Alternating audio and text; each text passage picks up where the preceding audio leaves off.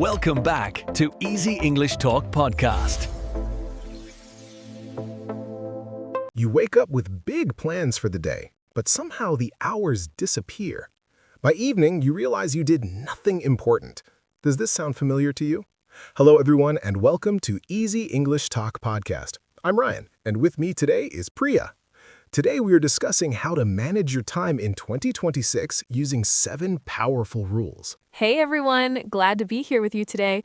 Time management is something almost everyone struggles with, and honestly, it's getting harder every single year. Exactly. And here's why this matters so much right now. If you feel like time is slipping through your fingers, you're not alone. But by the end of this episode, you'll have 7 clear, practical rules that actually work. These aren't the usual tips you've heard a million times. We're going to show you what really helps in 2026. And trust me, these rules can change how you feel about your entire day. So let's start with the big question. Why do so many people fail at managing their time? What's actually going wrong here? Well, I think the first problem is distraction. We live in a world full of notifications, messages, and endless content. Every app wants your attention, and it's designed to keep you hooked. That's true, and it's not just social media. Even our work tools send us alerts all day long. Your brain never gets a moment to focus deeply on anything. And when you're constantly switching between tasks, you lose time.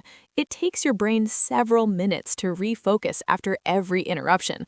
So even small distractions cost you more than you think. Another big problem is that people don't plan their day properly. They wake up and just react to whatever comes at them. No clear goal, no structure, just chaos. Right. And without a plan, you end up doing urgent things instead of important things. You answer emails, you scroll, you respond to requests, but the work that really matters gets pushed aside. I also think many people try to do too much at once. They believe multitasking makes them more productive, but actually it just makes everything take longer. Absolutely. Multitasking is a myth. Your brain can only focus on one thing at a time. When you try to do more, you do everything poorly. And here's another issue that people don't talk about enough. Many of us say yes to everything. We don't know how to protect our time from other people's demands. That's a huge one, Ryan. You can have the best plan in the world, but if you can't say no, it falls apart. Other people will fill your day with their priorities, not yours. So the root of the problem is clear. Distractions, lack of planning, multitasking, and poor boundaries. These 4 things destroy your time before you even realize it. And the scary part is, most people know this. They just don't know how to fix it. That's where these 7 rules come in. Exactly. So let's get into the solutions now. Rule number 1 is called the 2-minute rule. If something takes less than 2 minutes, do it right away. This rule is so simple, but it's incredibly powerful. Think about small tasks, like replying to a quick message or putting something away. If you delay them, they pile up and create mental clutter. And that clutter stresses you out. You end up with a huge list of tiny tasks that drain your energy. But if you just handle them immediately, they disappear. The key is to be honest about how long something really takes.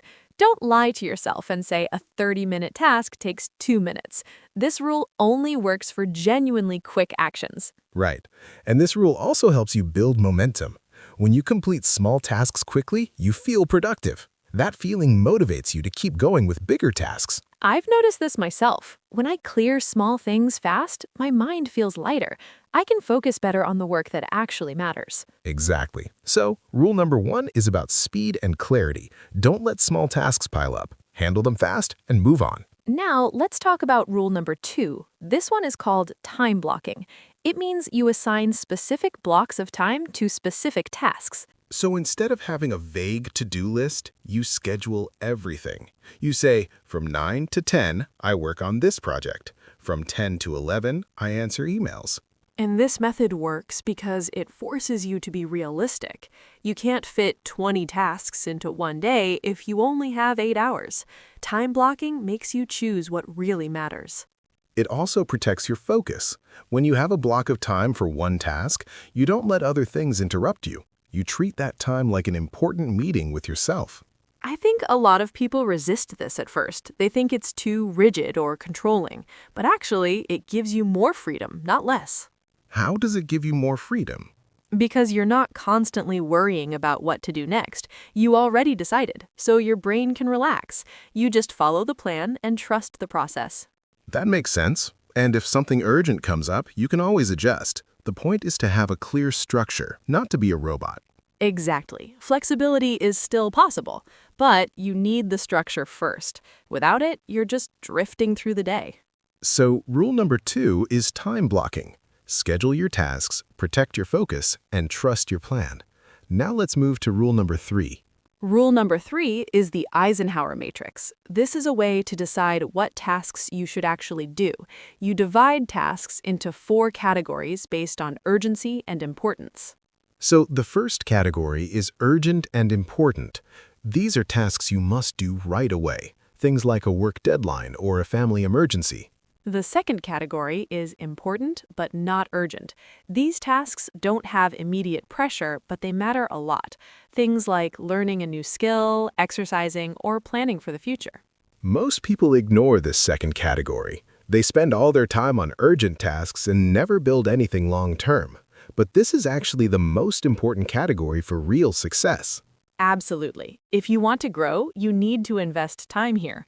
The problem is these tasks are easy to delay. There's no deadline screaming at you, so you keep postponing them. Right, and that's why you need discipline. You have to schedule time for important, non-urgent work. Otherwise, it never happens. The third category is urgent but not important.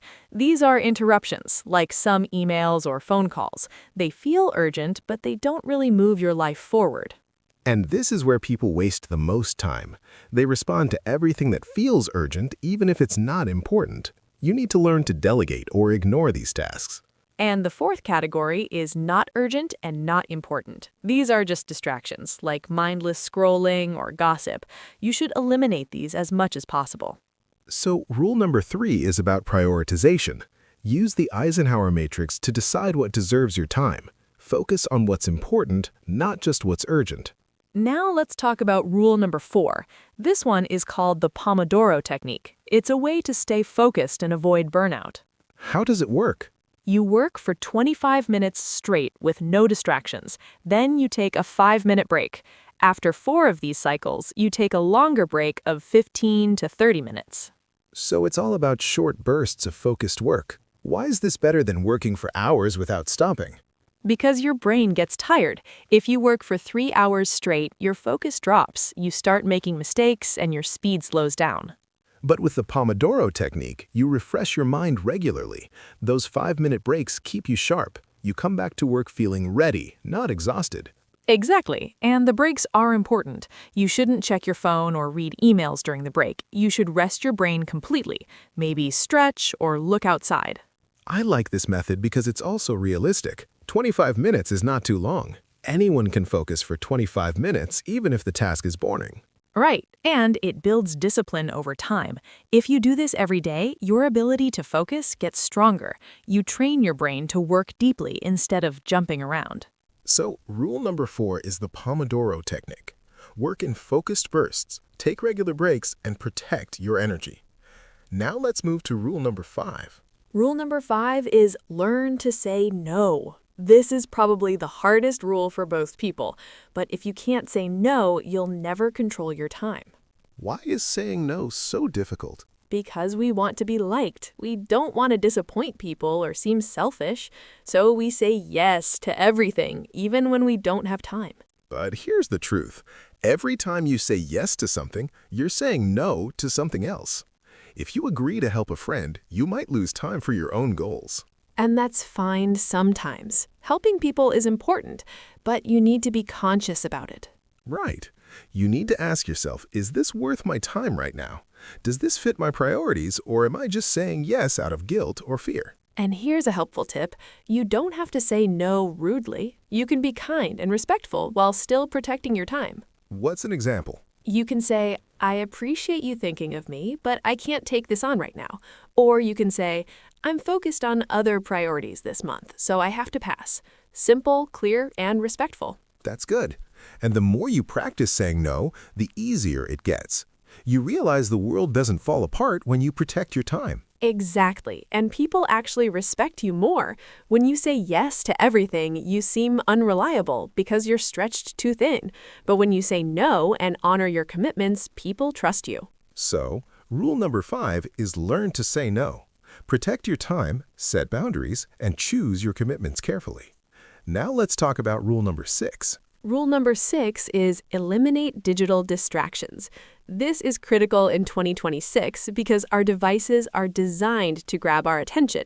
If you don't control them, they will control you. So, what's the solution? First, turn off notifications for apps that aren't essential. You don't need to know every time someone likes your photo. Those alerts break your focus and waste your time. That's true, and I think people underestimate how much damage notifications do. Even if you don't open the app, your brain still gets distracted. You lose focus just by seeing the alert. Exactly. So turn them off. Keep notifications only for important things like calls or messages from specific people. Everything else can wait. Another tip is to set specific times for checking your phone. Instead of looking at it every 5 minutes, check it twice or 3 times a day. Once in the morning, once at lunch, and once in the evening. That's a great habit. And during your focused work time, put your phone in another room. Out of sight, out of mind.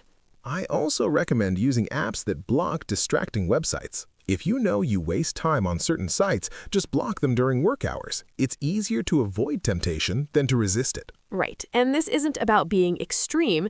You can still enjoy your phone and social media, but you do it on your terms, not when an app decides to interrupt you. So, rule number 6 is eliminate digital distractions. Turn off notifications, schedule phone time, and use blockers if needed. Now let's talk about the final rule. Rule number 7 is review and reflect weekly. This means you take time every week to look back at what you did. Did you use your time well, or did you waste it? Why is this important? Because if you don't reflect, you keep making the same mistakes. You might work hard all week and still feel like you achieved nothing. A weekly review helps you understand where your time actually went. So what does a weekly review look like? You sit down for 20 to 30 minutes, maybe on Sunday evening. You ask yourself a few simple questions. What did I accomplish this week? What took up my time? What should I change next week? And be honest with yourself. If you wasted 3 hours on social media every day, admit it. You can't fix a problem you don't acknowledge. Exactly. And the review also helps you celebrate wins. Maybe you finished a big project or stuck to your plan for 5 days. That's worth recognizing. Right, and then you plan the next week. You look at your goals and schedule time for what matters. This keeps you intentional instead of just reacting. I think this rule ties everything together. All the other rules work better when you review and adjust regularly. It's like checking your map to make sure you're still on the right path. So rule number 7 is review and reflect weekly. Look back, learn from your week, and plan ahead. This keeps you improving instead of just repeating the same habits. Now let's quickly recap the 7 rules. Rule 1, the 2-minute rule, handle quick tasks immediately. Rule 2, time blocking, schedule your tasks and protect your focus. Rule 3, the Eisenhower Matrix, prioritize based on urgency and importance. Rule 4, the Pomodoro Technique, work in focused bursts with regular breaks. Rule 5, learn to say no, protect your time and set boundaries. Rule 6, eliminate digital distractions. Control your devices instead of letting them control you. And Rule 7, review and reflect weekly. Look back, learn, and plan ahead. These 7 rules can completely transform how you manage your time. And the best part is, you don't have to do all of them at once. Start with 1 or 2 rules that feel most important to you. Practice them, build the habit, and then add more. Exactly. Small changes add up over time.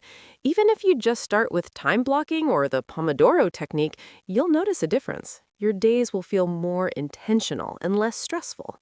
And remember, time management isn't about doing more work. It's about doing the right work.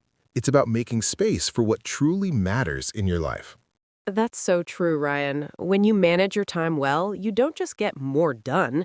You feel more in control, more peaceful, and more satisfied. So we really hope these 7 rules help you in 2026. Try them out See what works for you and keep improving. Thank you so much for listening to this episode. Yes, thank you for being here with us today.